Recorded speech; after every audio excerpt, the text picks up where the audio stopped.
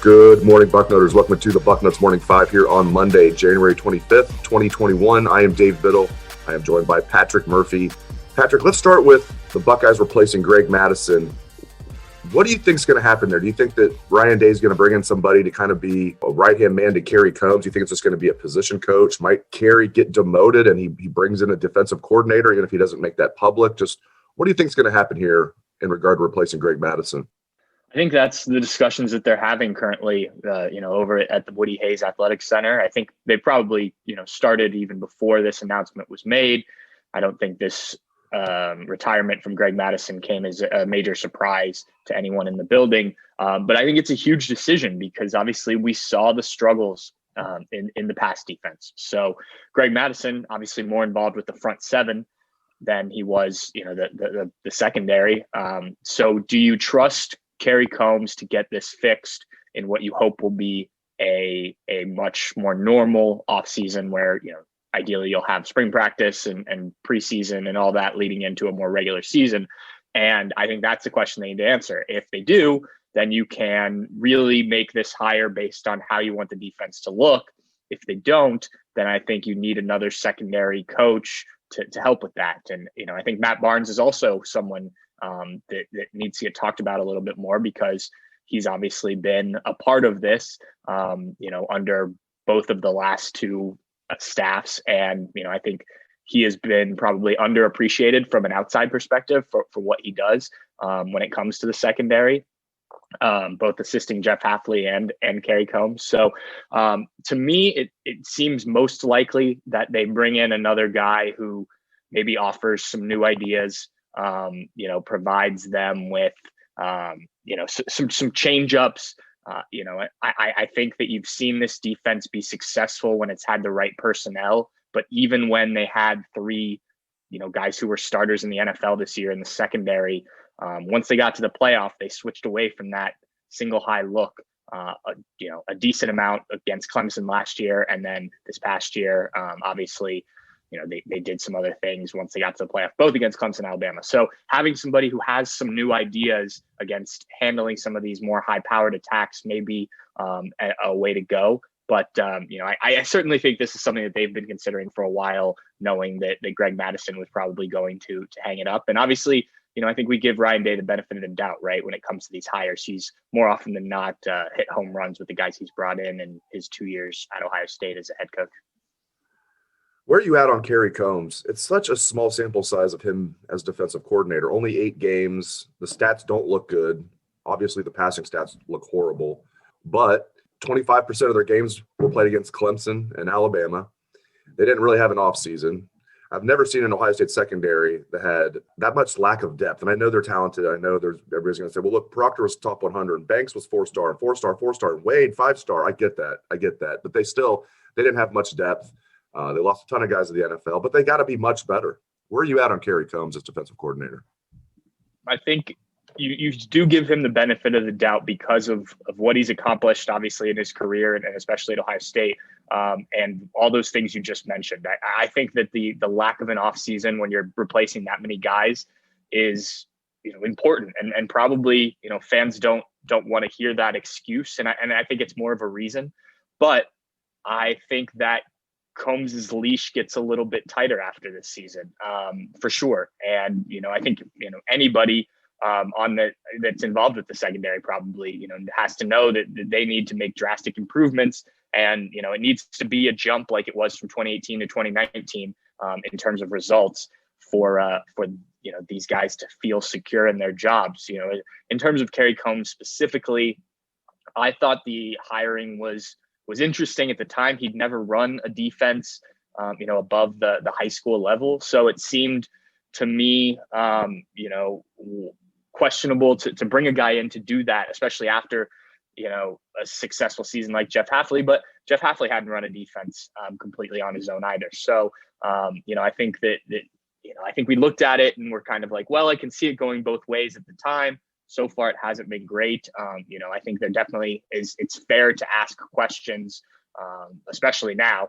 So, I'm kind of teetering back and forth, but that's because I don't, like you said, the sample size is just so small with this year that it's hard to judge. But certainly, I think Combs will be under the microscope, and whoever comes in, if they're helping with the secondary, will be under the microscope this year as we get into the season. And, it's not like they won't be tested. You start with a Big Ten game in Minnesota. You've got Oregon on the schedule. So, things will move quickly. There's not going to be just three easy non-conference games to kind of work through and make the numbers look good. Let's look at some personnel on defense, specifically linebackers. They're losing all three starting linebackers plus Justin Hilliard. So really all four starting linebackers in the Alabama game. I don't know what they were doing with that. Let's go with the 4-4-3 defense against Alabama. That was interesting to have four linebackers out there for most of the game. But anyway, they're losing their three starters plus Justin Hilliard. Feels like those guys were here for like 9 years. Justin Hilliard was here for 6 years. It's like the old shirt on High Street, Ohio State, the best 7 or 8 years of your life. But they've got some talented guys waiting in the wings. Who do you think is going to be the starting linebackers next year? Good question. We've heard for years about these 2018 guys, waiting in the wings, right? The Taraja Mitchells, Kayvon Popes, Dallas Gants. And I think that those are the most obvious guys to step in. But I do think this will be a legit competition throughout the offseason. These, are the veteran guys ready to take that role that we've heard about for years and become those three linebackers from that recruiting class, or some of these young guys going to step up?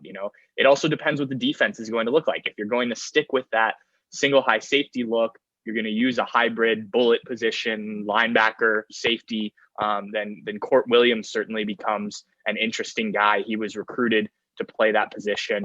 Obviously got hurt this year, and a guy who I think we probably would have seen a bit more of if he were healthy in his freshman season, again, if he'd stayed healthy. So, but Craig Young, Tommy Eichenberg, Cody Simon, Mitchell Melton are all guys that I listed in the story I did last week about the defense as potential guys who certainly seem to be in the competition at the very least. I think that, you've got to find the best 3, 4, however deep you want to go, and not worry about making guys happy.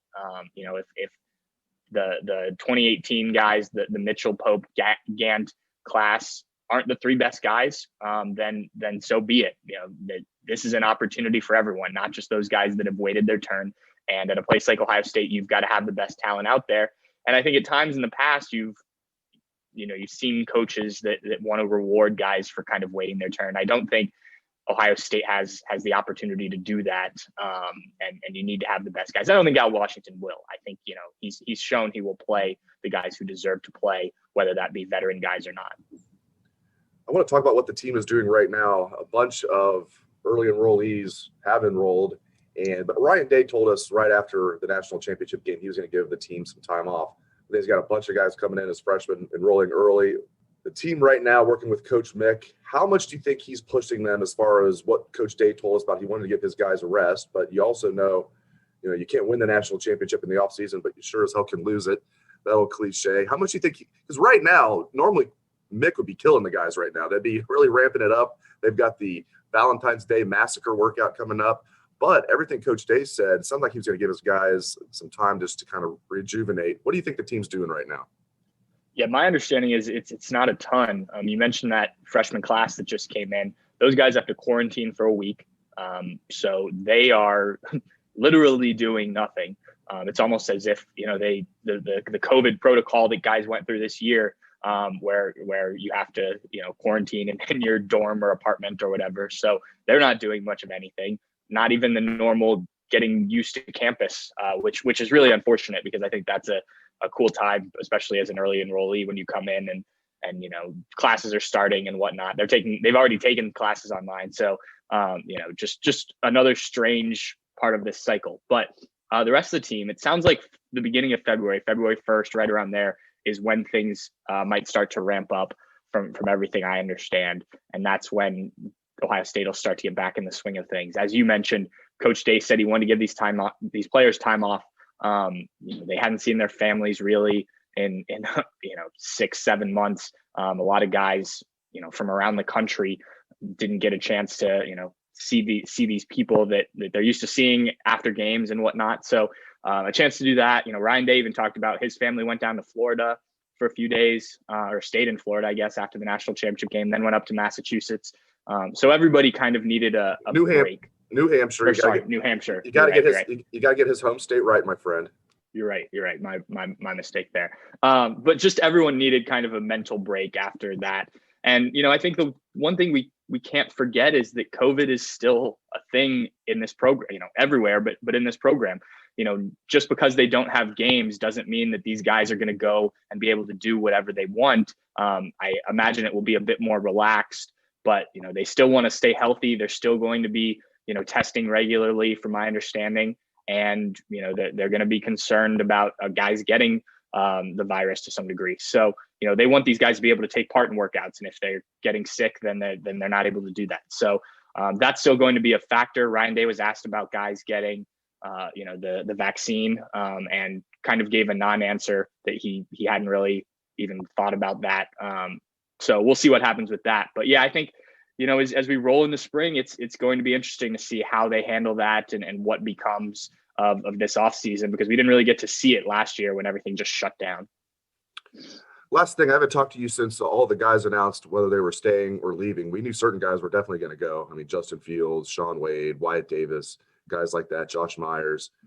But there were guys that surprised me. I thought for sure Thayer Munford was going to leave. I thought for sure Haskell Garrett was going to leave. I didn't even think Thayer Munford was a topic, Patrick. I didn't even that wasn't even on my radar. He's a 3-year starter, senior, definitely. I mean, he's just going to, he could come back, but wasn't even on my radar. I mean, great news that Thayer Munford's coming back. Haskell Garrett, I thought for sure he was leaving. Who were some of the guys that you're really surprised came back? Yeah, those two for sure. I mean, Haskell Garrett, you're only really a 1-year starter, so I can see that. But when you have a potential All-American or a guy who was an All-American, you usually expect them to go, especially a 4-year guy who, didn't redshirt or anything like that.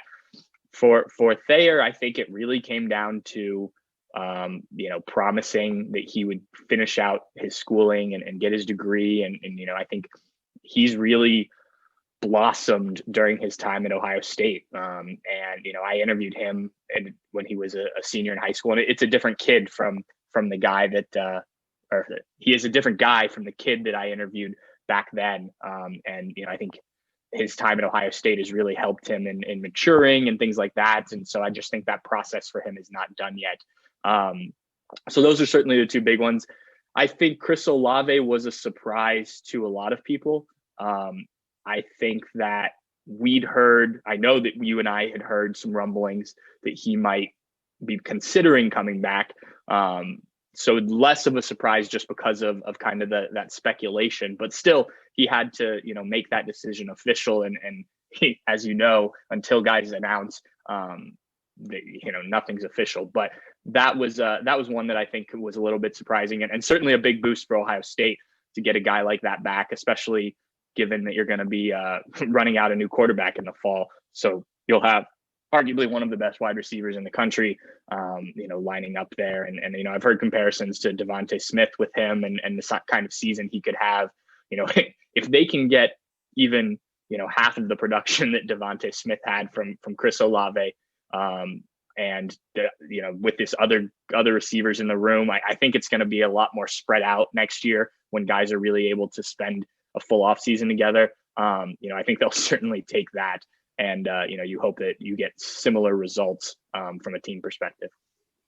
Great stuff from Patrick Murphy. Really appreciate it, Patrick. And thank you to all the listeners for tuning into the show. We appreciate that very much. Have a great day, Bucknutters.